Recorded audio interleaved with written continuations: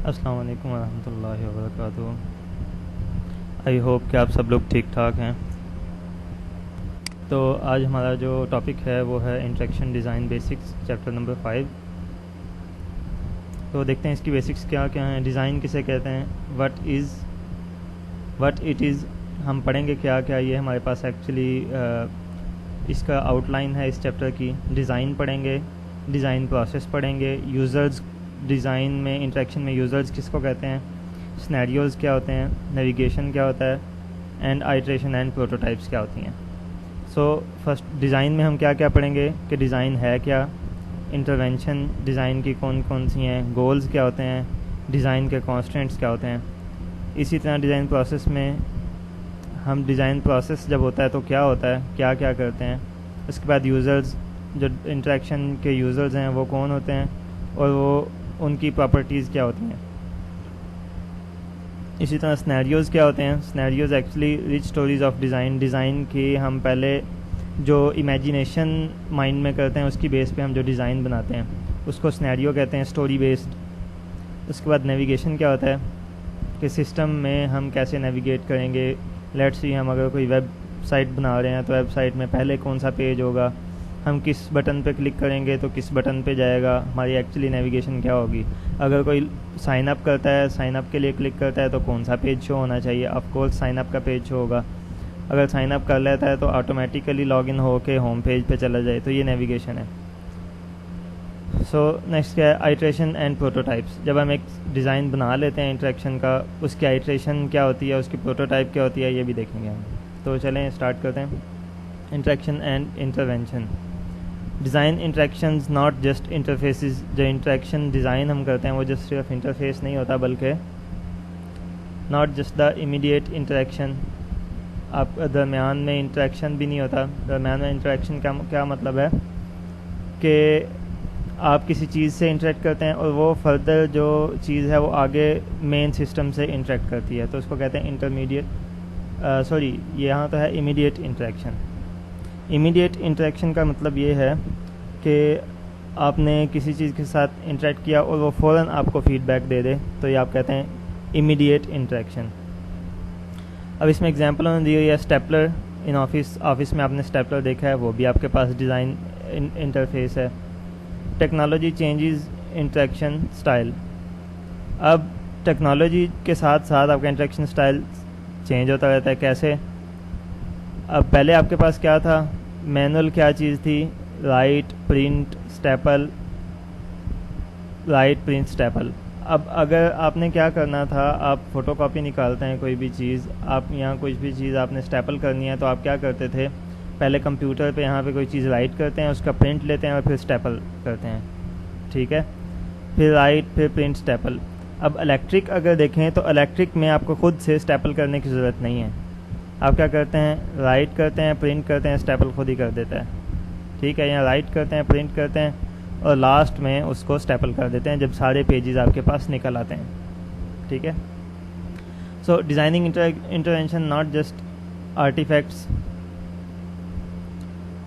सो हम सिस्टम को basically design या इंटरफेस नहीं कहते, बल्कि but also documentation, manuals, tutorials, ये सारी की सारी चीज़ें क्या हैं आपके पास, डिज़ाइन इंटरवेंशंस। इंटरवेंशन किसे कहते हैं? सो डिज़ाइन इंटरवेंशन बेसिकली आपके पास वो प्रोटोटाइप्स हैं, वो एग्जांपल्स हैं जिनको देख के आप रियल डिज़ाइन जो आपका ह्यूमन बिहेवियर है वो आप उससे गेट कर सकते हैं। What we say and do as well as what we make. So what is design, हमारा फर्स्ट जो टॉपिक है इस चैप्टर में, what is design. Achieving goal within constraints. जो हमारा गोल है उसको हम अचीव कर लें। कॉन्स्टेंट्स का क्या मतलब है, जो हमारे पास रूल्स हैं उनमें रहते हुए, या लेट्स सी बजट में रहते हुए। कांस्टेंट बहुत सी टाइप्स के होते हैं, ठीक है। जैसे एक आपके पास ये भी कांस्टेंट है कि आपने जो इंटरफेस बनाना है उसका साइज़ ये हो, इससे साइज़ बड़ा ना हो, ये भी आपके पास कांस्टेंट है। एक कांस्टेंट आपके पास ये है कि आपके पास इतना बजट है और इस बजट के अंदर अंदर आपने डिज़ाइन क्रिएट करना है। तो जो आपके कांस्टेंट्स हैं उनमें रहते हुए उनके मुताबिक आप गोल अचीव कर लें तो उसको हम क्या कहते हैं, डिज़ाइन। सो गोल किसे कहते हैं, गोल या purpose. Who is it for, why do they want it. Goal या पर्पज़ डिज़ाइन में हम ये चेक करते हैं कि गोल एक्चुअली किसके लिए है, क्योंकि सेम गोल डिफरेंट कम्युनिटी के लिए चेंज हो सकता है। जैसे लेट्स सी, दो पर्सन्स हैं, दोनों ने घर बनवाना है। एक ने सिंपल घर रहने के लिए बनवाना है, एक ने किसी स्कूल या कॉलेज के लिए बिल्डिंग बनवानी है। तो दोनों का गोल सेम है, लेकिन दोनों ने जिस लिए बनाना है या जो कम्युनिटी से बिलोंग करते हैं वो चेंज है। Y do they want it, वही चीज़ जो मैंने अभी आपको बताया कि वो किस लिए ये गोल अचीव करना चाहते हैं। सो कांस्टेंट क्या होंगे, मटेरियल्स एंड प्लेटफॉर्म्स। डिज़ाइन के हिसाब से कांस्टेंट हमारे पास क्या होंगे कि किस मटेरियल के हिसाब से हमने किस मटेरियल को यूज़ करते हुए हमने इंटरफेस डिज़ाइन करना है और कौन सा प्लेटफॉर्म यूज़ करना है। जैसे अगर आप वेबसाइट ही देख लें तो आपको कह देते हैं लेट्स सी कि आपने बूटस्ट्रैप के आइकन्स वगैरह यूज़ करने हैं। बूटस्ट्रैप क्या है, इंटरनेट पे आपके पास जो कंट्रोल्स होते हैं जैसे बटन्स, टेक्स्ट बॉक्सेस वगैरह, उनके बने बनाए कंट्रोल्स आपको मिल जाते हैं जो डिफ़ॉल्ट कंट्रोल से ज़्यादा बेहतर नज़र आते हैं। सो हो सकता है वो कहें कि उस मटेरियल को आप यूज़ करें, और प्लेटफॉर्म हो सकता है वो कहें .NET यूज़ करें या PHP यूज़ करें, तो ये डिफरेंट हो सकता है। एंड थर्ड पॉइंट क्या है आपके पास, trade offs. Trade off design, trade off का क्या मतलब होता है कि डिज़ाइन में अगर हम एक चीज़ का ज़्यादा इस्तेमाल करते हैं, एक चीज़ में बेहतरी की तरफ जाते हैं, तो दूसरी चीज़ में ऑटोमेटिकली कमी आ जाती है। लेट्स सी, अगर हम कहते हैं कि हमने फंक्शनैलिटी ज़्यादा देनी है तो हमें डिवाइस का या इंटरफेस का साइज़ ज़्यादा बड़ा रखना होगा। क्योंकि आपको उस फंक्शनैलिटी को यूज़ करने के लिए वहाँ पे बटन्स वगैरह भी देने होंगे। इसी तरह अगर हम कहते हैं कि उसका साइज़ छोटा रखना है तो फिर आपको फंक्शनैलिटी कम करनी पड़ेगी। Golden rule of design, understand your material. अगर आप ये इसको हम कहते हैं गोल्डन रूल डिज़ाइन का, कि आप अपने मटेरियल जिससे आपने डिज़ाइन करना है उसको आप अंडरस्टैंड करें। For human computer interaction, understand your materials क्या है। अगर हम ह्यूमन कंप्यूटर इंटरेक्शन के लिहाज से देखें कि हमारा मटेरियल क्या है, अंडरस्टैंड कंप्यूटर्स, कंप्यूटर को अंडरस्टैंड करें। इसमें फर्दर क्या है, लिमिटेशन, उसकी कंप्यूटर की लिमिटेशंस क्या हैं, कैपेसिटीज़ क्या हैं, टूल्स क्या हैं और प्लेटफॉर्म्स क्या हैं। इनको अगर हम जानते हैं तो हम बेस्ट डिज़ाइन बना सकते हैं। उसके बाद क्या है जो मेन चीज़, अंडरस्टैंड पीपल। पीपल से क्या मुराद है, हम जिस कम्युनिटी के लिए जो चीज़ बना रहे हैं उसका हमें पता होना चाहिए। जैसे कि अगर हम IT वालों के लिए कोई सॉल्यूशंस बना रहे हैं, कोई सॉफ्टवेयर बना रहे हैं, तो हम उसको कम्प्लेक्स फंक्शनैलिटी दे सकते हैं क्योंकि वो यूज़ कर सकते हैं, वो IT वाले हैं। लेकिन अगर हम जनरल लोगों के लिए चीज़ बना रहे हैं जो कि IT वाले नहीं हैं, तो आपको कम्प्लेक्स फंक्शनैलिटीज़ देनी ही नहीं होंगी, या उनको इस तरह से देना होगा कि वो इजी टू यूज़ हों फॉर सिंपल और end users.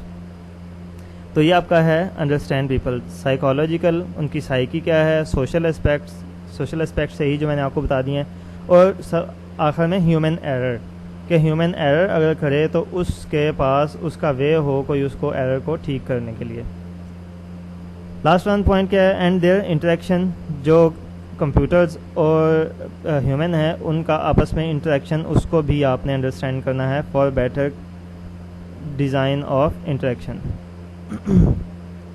To error is human, क्या मतलब है कि ह्यूमन की नेचर में ही गलती करना लिखा हुआ है। Accident reports, air crash, industrial accident, hospital mistake, ये हमारे पास रिपोर्ट्स होती हैं। उसके बाद हम क्या करते हैं, एक इंक्वायरी होती है, ब्लेम्स होती है, और लास्ट में क्या निकलता है, human error. But concrete lintel breaks because too much weight, क्या मतलब है इसका लिंटल आप कहते हैं जो आप दरवाजे के ऊपर या कोई विंडो के ऊपर, आप उर्दू में उसको हम कहते हैं बीम डालना, उसके अंदर हम कंक्रीट डालते हैं। अगर मैं आपको इसकी पिक्चर दिखाऊं तो ये आपके पास जो नज़र आ रहा है ये आपके पास क्या है, लिंटल, ठीक है। सो कंक्रीट लिंटल, कंक्रीट का जो लिंटल बना हुआ है, breaks because too much weight, ज़्यादा वेट की वजह से वो टूट गया है। या टूट जाता है, तो ब्लेम किसको करेंगे? Lintel error, no design error. हमें क्या ब्लेम करना है, किसको ब्लेम करेंगे हम? लिंटल एरर को हम नहीं करेंगे कि उसकी वजह से ये जो है ना वो सही बना नहीं था, बल्कि हम क्या कहेंगे? डिज़ाइन एरर, कि हमने उसका डिज़ाइन ठीक नहीं रखा। We know how concrete behave under stress, क्योंकि हम जानते हैं कि कंक्रीट पे कितना वज़न डालेंगे तो वो कितना स्ट्रेस बर्दाश्त करेगा, लेकिन हमें उसका डिज़ाइन इस तरह का रखना चाहिए कि उस पे जितना पॉसिबल वेट हम डाल सकें वो ब्रेक ना हो। So human error is normal, we know how user behave under stress. इसी तरह हम जानते हैं कि ह्यूमन सिंपल स्ट्रेस है। लेट्स सी, जो ऑफिस यूज़र्स हैं सारा दिन काम करते रहते हैं तो थक जाते हैं, स्ट्रेस हो जाता है, तो स्ट्रेस की वजह से वो एरर करेंगे, इंटरफेस में ऑफ कोर्स एरर करेंगे।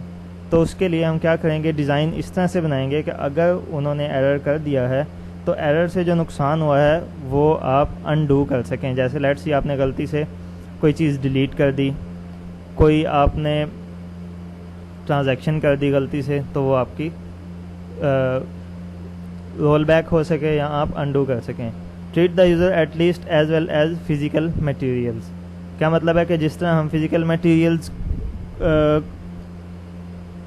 मटेरियल्स में अगर कोई गड़बड़ हो जाए तो हम उनको दोबारा ठीक कर लेते हैं, कम अज़ कम इनका कहना है कि उस तरह से उतनी सहूलत यूज़र को ज़रूर दी जाए।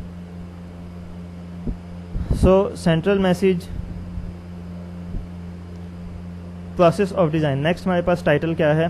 Process of design. डिज़ाइन का प्रोसेस क्या होता है? हम सबसे पहले ये फाइंड करते हैं व्हाट इज़ वांटेड, हमें क्या चाहिए, क्या चीज़ बनानी है, मकसद क्या है। उसके बाद उसी चीज़ का एनालिसिस होता है। एनालिसिस करके हम क्या करते हैं? एक प्रोटोटाइप बनाते हैं। प्रोटोटाइप किसे कहते हैं? Dummy design. ठीक है, जैसे पेपर पे भी बन सकता है या 3D प्रिंटर से बना सकते हैं या किसी भी वे से। प्रोटोटाइप बनाया, एनालिसिस किया, एनालिसिस के बाद डिज़ाइन बनाया, डिज़ाइन के बाद उसका प्रोटोटाइप बनाया, उसी डिज़ाइन की बेस पे प्रोटोटाइप बनाया। और अगर प्रोटोटाइप का ठीक नहीं है तो उसका दोबारा से एनालिसिस किया, दोबारा से डिज़ाइन बनाया और दोबारा से फिर प्रोटोटाइप, और ये सर्कल चलता रहेगा तब तक जब तक हमारे पास डिज़ाइन प्रोटोटाइप जो है वो परफेक्ट नहीं बन जाती। उसके बाद हम उसको क्या कर देते हैं? Implement and deploy. तो ये आपके पास प्रोसेस है किस चीज़ का? डिज़ाइन का। सो वही चीज़ है इंटरव्यूज़, एथनोग्राफी, ये चेक करने के लिए कि हमें क्या चाहिए, क्या बनाना है। हमने इंटरव्यूज़ करते हैं, एथनोग्राफी करते हैं। What is there versus what is wanted का क्या मतलब है कि आपके पास पहले कौन सा सिस्टम चल रहा है इसी चीज़ के लिए और आप अब क्या चाहते हैं। उसके बाद क्या करते हैं? Scenarios, task, analysis. एनालिसिस किस बेस पे करते हैं? सिनेरियोज़ देते हैं उनको कि इस सिनेरियो में ये चीज़ होगा, ये चीज़ होगी, इस तरह होगी। सो सिनेरियो हम देखेंगे भी नेक्स्ट के सिनेरियो एक्चुअली होता क्या है। तो उसके बाद हम क्या करते हैं? डिज़ाइन बनाते हैं। डिज़ाइन बनाते हुए किस चीज़ को मद्देनज़र रखते हैं? गाइडलाइन प्रिंसिपल्स को। उसके बाद प्रोटोटाइप बनाते हैं। प्रोटोटाइप में आप देखते हैं एवोल्यूशन ह्यूरिस्टिक्स। ये क्या हैं? एवोल्यूशन के कुछ रूल्स हैं जो पहले आपके HCI के जो साइंटिस्ट्स हैं वो दे चुके हैं।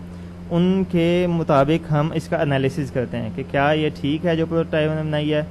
अगर वो ठीक है तो हम लास्ट में क्या करते हैं? प्रिसाइज स्पेसिफिकेशन, उसकी स्पेसिफिकेशन प्रिसाइज करके, जब तक बिल्कुल प्रिसाइज स्पेसिफिकेशन नहीं हो जाती ये चलता रहता है। उसके बाद हम क्या कर देते हैं? इम्प्लीमेंट कर देते हैं। इम्प्लीमेंट में क्या होता है? आर्किटेक्चर इम्प्लीमेंट करते हैं और साथ में उसकी डॉक्यूमेंटेशन और हेल्प भी उनको देते हैं। सो स्टेप्स क्या हैं? रिक्वायरमेंट ली, एनालिसिस किया, डिज़ाइन बनाया, आइटरेशन एंड प्रोटोटाइपिंग। आइटरेशन होती रही, वही जो मैंने आपको बताया, लूप चलती रहेगी जब तक आपका एग्जैक्ट बिल्कुल ठीक डिज़ाइन नहीं बन जाता। उसके बाद implementation and deployment. But how can I do it all? Limited time, design trade of. क्या मतलब है कि हमारे पास टाइम भी लिमिटेड होता है और डिज़ाइन ट्रेड ऑफ भी होते हैं। उसके साथ साथ आपको किस चीज़ को मद्देनज़र रखना होता है? यूज़एबिलिटी को। Finding problems and fixing them, deciding what to fix. क्या मतलब है इसका? कि जब आप डिज़ाइन बना रहे हैं तो उसमें, जब मैंने आपको अभी कहा कि डिज़ाइन को आप बेहतर कर रहे हैं तो कैसे बेहतर करते हैं? पहले प्रॉब्लम को फाइंड करते हैं और फिर उसको फिक्स करते हैं। और ये डिसाइड करना कि किस प्रॉब्लम को फिक्स करना है, किसको नहीं फिक्स करना, क्योंकि आपके पास लिमिटेड टाइम है और डिज़ाइन ट्रेड ऑफ भी हैं। Perfect system is badly design, क्या मतलब है? अगर टू गुड होगा तो too much effort in design, अगर बहुत बेहतर बनाना है हमने तो उसके लिए बहुत ज़्यादा एफर्ट की ज़रूरत पड़ेगी।